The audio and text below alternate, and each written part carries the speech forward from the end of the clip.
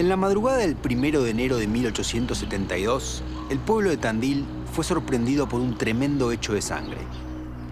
Un grupo de paisanos asaltó la casa donde funcionaba el juzgado de paz, frente a esta plaza, y robó las armas de la policía local, huyendo hacia el campo.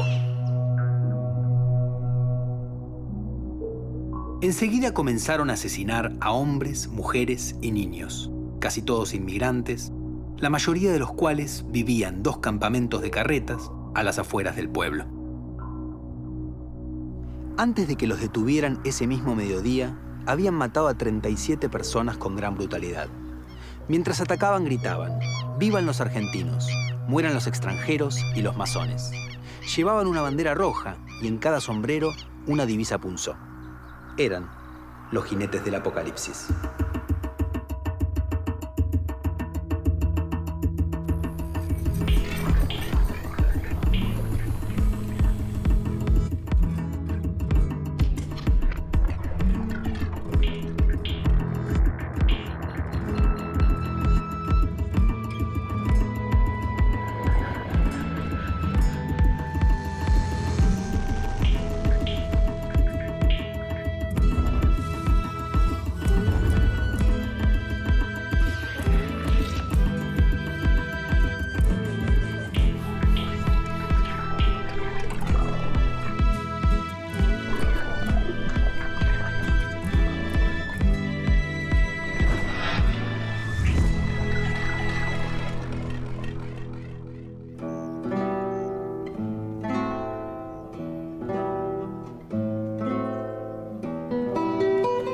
Los asesinos eran puesteros, peones y jornaleros de la zona. ¿Pero qué llevó a un grupo de paisanos a cometer crímenes tan atroces? ¿Y qué nos dice este hecho tan extremo sobre el mundo popular de esos tiempos?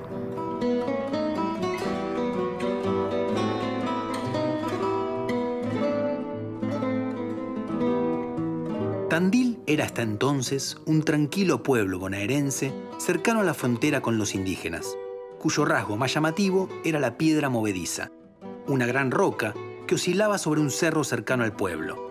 Era un raro fenómeno geológico producido por la erosión.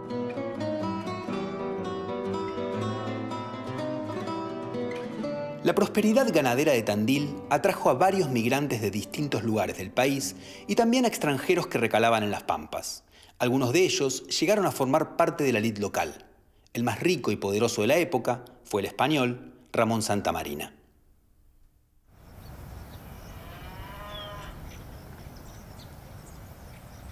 Un personaje notable que se vio atraído por Tandil fue un sanador llamado Jerónimo Solané, conocido por todos como el médico Dios o Tata Dios. En el campo no había muchos médicos profesionales y los buenos curanderos eran muy populares. A Solané se le atribuían poderes sobrenaturales para sanar y también practicaba la adivinación. Tata Dios había pasado su juventud en Entre Ríos y luego decidió probar suerte en la frontera bonaerense, donde había nacido. Un estanciero tandilense que vivía en la estancia La Argentina, Ramón Rufo Gómez, alojó a Solané para que curase las jaquecas de su mujer, Ángela Pérez. Tata Dios montó en el lugar lo que llamaban un hospital, por el que desfilaban enfermos que formaron un verdadero campamento. Se juntaba tanta gente, sobre todo humilde, que las autoridades comenzaron a preocuparse, y Solané se convirtió en alguien muy influyente.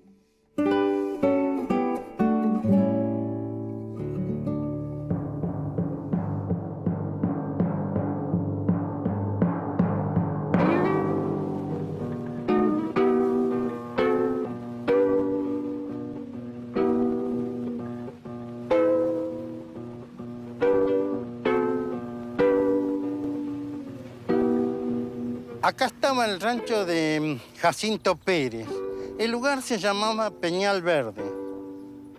Peñal Verde. Acá estamos frente al pozo donde se extraía el agua. El día previo a la masacre era el último del año. Ese 31 de diciembre de 1871 se había convocado a decenas de paisanos a un encuentro nocturno en nombre de Tata Dios. La reunión se hizo acá, donde estaba el rancho de Peñal Verde. Discutieron largo rato, y cerca de la madrugada, un trabajador de la zona llamado Jacinto Pérez alias San Francisco, se puso al frente de un grupo de más de 30 hombres y dio la orden de cabalgar hacia Tandil. Habían decidido llevar adelante la matanza. El drama empezó en esta esquina, donde mataron a la primera víctima, un organillero italiano. Después de esa primera muerte, comienza lo trágico, lo tremendo de la matanza, de las matanzas, con un rumbo fijo, la estancia Bellavista de Ramón Santamarina. Ramón Santamarina es el líder o uno de los líderes de la población extranjera radicada en Tandil. Él es extranjero también. En el camino van obsesivamente matando casi como al azar, como a lo que se encuentra, hasta llegar a la familia Chapar, que se encuentra en la zona de lo que hoy es de la Canal.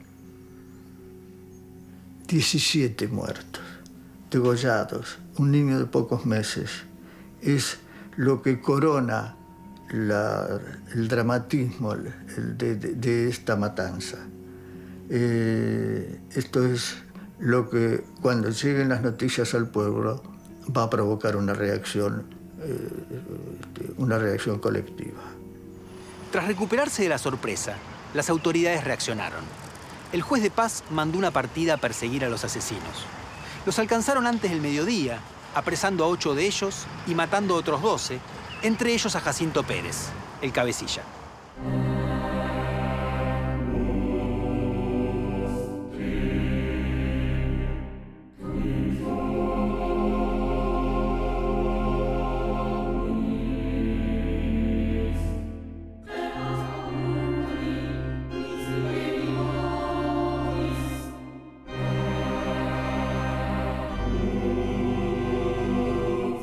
Tras la matanza, enseguida empezó el juicio y comenzaron a indagarse las posibles causas del baño de sangre.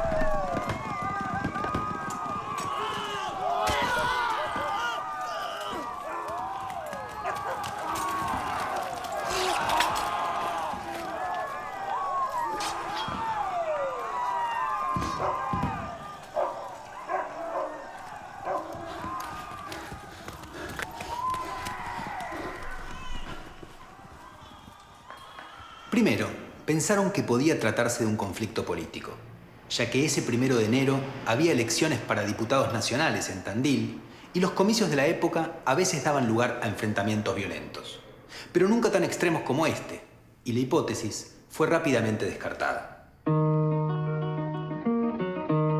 Un rastro más fuerte era el malestar rural que se había generado en la zona en las semanas previas a la masacre.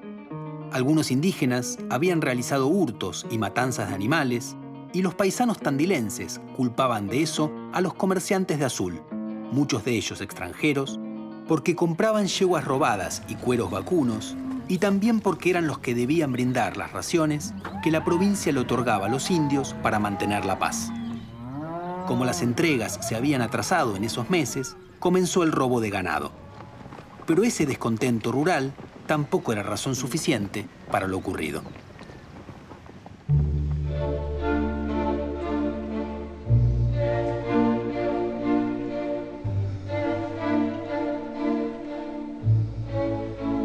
Otra posible pista de las causas era que los asesinos lanzaron el grito «Mueran los masones», que se hacía eco de los ataques cada vez mayores de la Iglesia Católica contra la masonería.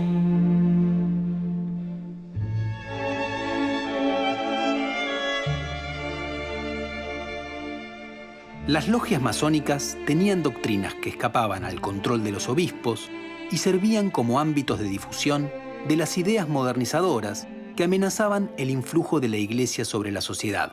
en un momento en que se estaba discutiendo en el país la libertad de cultos y la separación entre la Iglesia y el Estado. Los curas, entonces, hablaban contra los masones, pero claro, no predicaban la necesidad de matarlos. Había un último indicio. Durante la matanza, los jinetes gritaron «Viva la Confederación Argentina», que era como se le decía al país en la época de Rosas, y usaron la divisa punzó, el viejo símbolo federal. ¿Pero por qué? Pienso que la apelación a esta simbología para legitimar un acto de violencia extrema contra el extranjero habla mucho de la persistencia de un imaginario político federal, 2 décadas después de la caída de Rosas, que impregna fuertemente la experiencia política de buena parte de la población rural, sobre todo de los sectores más humildes. ¿El por qué recurren a esta tradición? Los alzados en Tandil, esto se vincula, a mi juicio, en 3 rasgos del rosismo. El primero de ellos se vincula a la estrecha asociación que Rosas y su régimen hacía entre la causa federal y la defensa del catolicismo. Consecuentemente con esto, los enemigos de Rosas eran también seres impíos, herejes, por supuesto, masones, y en momentos de fuerte radicalización política, miembros de las huestes infernales. El segundo aspecto que vale la pena mencionar es el sentimiento anti-extranjero y la defensa de una embrionaria identidad argentina o americana. Un tercer aspecto, también importante, aunque dicho entre comillas, se vincula al componente clasista del rosismo. Para los publicistas del régimen, la feroz oposición que despertaba el rosismo tenía que ver con los principios igualitarios que impulsaba. Aquí sería necesario entrar en políticas concretas, pero me gustaría detenerme solamente en el modo en que la propaganda rosista y las fiestas públicas exaltaban la figura del gaucho. Se privilegiaban la vida de campo, sus valores, los quehaceres rurales, frente a las actividades de la ciudad, el comercio o el quehacer intelectual. Estas actividades propiamente urbanas se vinculaban y eran menospreciadas por considerárselas propias de un estilo de vida aristocrático, proeuropeo y sobre todo antifederal.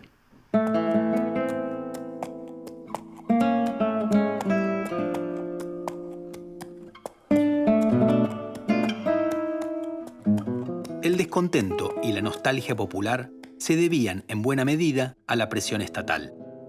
Desde la década de 1860, los gobiernos provinciales promovieron el objetivo de los grandes propietarios de convertir a los paisanos en asalariados. Se acentuaron los controles de la papeleta de conchavo y de la circulación de personas.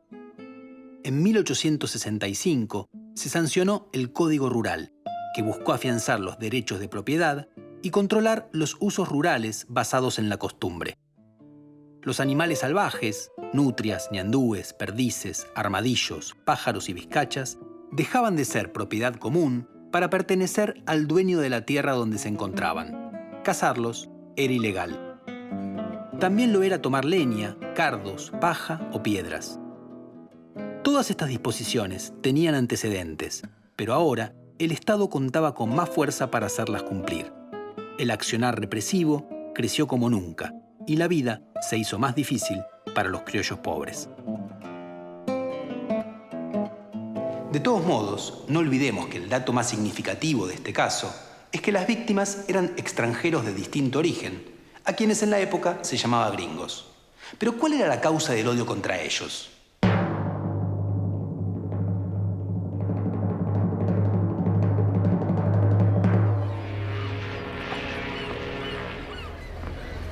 Para 1871 se estaba consolidando el proyecto de transformación material y social de la Argentina que había planteado la Constitución de 1853. Este incluía la promoción de la inmigración, sobre todo la de origen europeo, pues muchos de los intelectuales de la época creían que incorporar población de países más desarrollados era una vía al progreso a través de la modificación de las costumbres.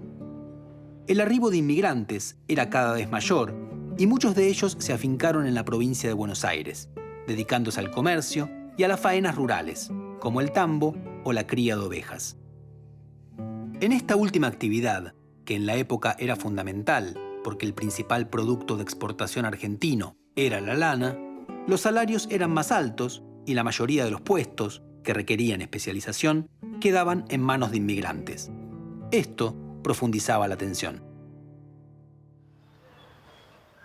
A la vez, la presencia masiva de extranjeros provocó malestar entre los paisanos, ya que los inmigrantes no estaban obligados a hacer el servicio de milicia ni sufrían los reclutamientos forzosos para ir al ejército que sí afectaban a los criollos más humildes.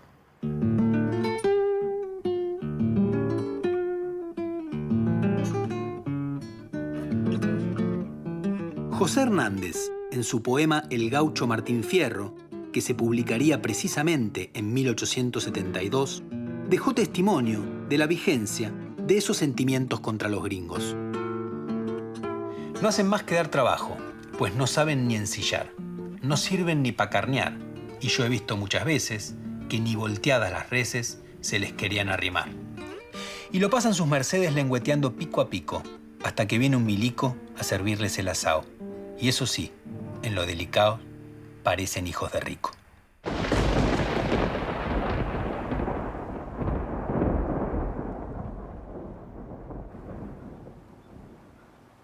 Pero para entender lo ocurrido en ese año nuevo trágico, hace falta un elemento más que es fundamental. La noche previa a la matanza, Jacinto Pérez, el promotor del ataque, anunció que Tata Dios le había avisado que llegaba el día del juicio final y que Tandil desaparecería bajo un diluvio, surgiendo un nuevo pueblo. Solo se salvarían quienes animaran a matar a los masones, que habían traído las epidemias, y a los extranjeros, que les quitaban el trabajo a los argentinos. Para burlar el apocalipsis, entonces, el plan era asesinar a todos los masones y extranjeros para después reunirse acá, al pie de la piedra movediza, a esperar la destrucción del pueblo y el inicio de una nueva era. En este caso, se puso en juego el milenarismo, la convicción de que el juicio final estaba cercano y que sería seguido de un nuevo mundo. Esta era una antigua tradición cristiana, la creencia en una segunda venida de Cristo que reinaría en la tierra durante 1000 años. Pero el éxito de la prédica milenarista no se dio en un momento casual. 8 meses antes de la matanza de Tandil, había ocurrido la gran epidemia de fiebre amarilla en la ciudad de Buenos Aires, que mató de modo fulminante al 10% de la población. También hubo una plaga de langostas en el campo, y el año anterior había nevado en la región pampeana. Muchos vieron en estos sucesos señales del apocalipsis, y en toda la provincia aparecieron profetas que lo anunciaban. La dimensión apocalíptica del hecho ocurrido en Tandil en 1872 es claramente perceptible. Para muchos de los paisanos, Tata Dios era Jesús que se había hecho presente en las pampas. Según otros testimonios, se les había pronosticado que habría de sobrevenir un diluvio, que el pueblo de Tandil se hundiría, que verían salir fieras, que la piedra movediza se daría vuelta y en ese mismo lugar aparecería el nuevo rey que los iba a gobernar. Este tipo de expresiones nos parecen extrañas e irracionales, pero son más comprensibles si tenemos en cuenta la importancia de la fe y las creencias mágicas en las sociedades del siglo XIX.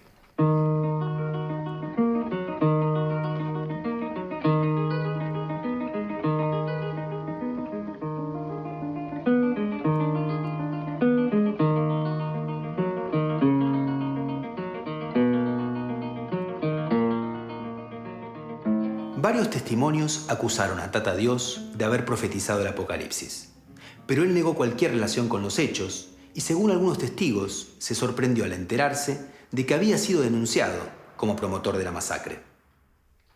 Tata Dios, acusado de haber inspirado estas muertes, es detenido.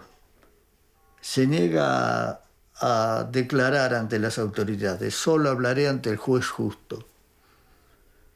Alojado en el calabozo, solo, aislado de los demás detenidos, de los demás partícipes. 5 noches después, 2 armas que se cruzan y le quitan la vida mientras duerme cubierto con su poncho pampa. Y la venganza llega hasta la sepultura. Lo llevan su cadáver a las puertas del cementerio, lo entierran fuera del cementerio, de pie y con los grillos puestos. ¿Por qué a las puertas del cementerio? Porque no estará en tierra sagrada y toda la gente, al pisarlo, al pisar su tumba, no lo dejará descansar nunca y para siempre.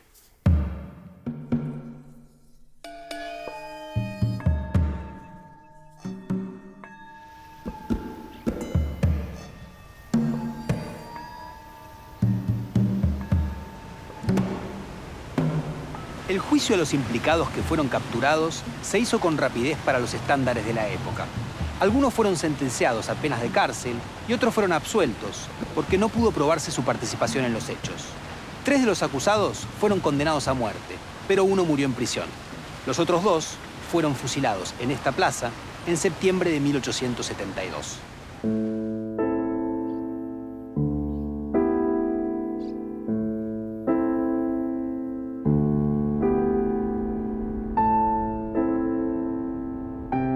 Poco a poco la calma fue volviendo al pueblo y no hubo más episodios de asesinatos masivos contra extranjeros.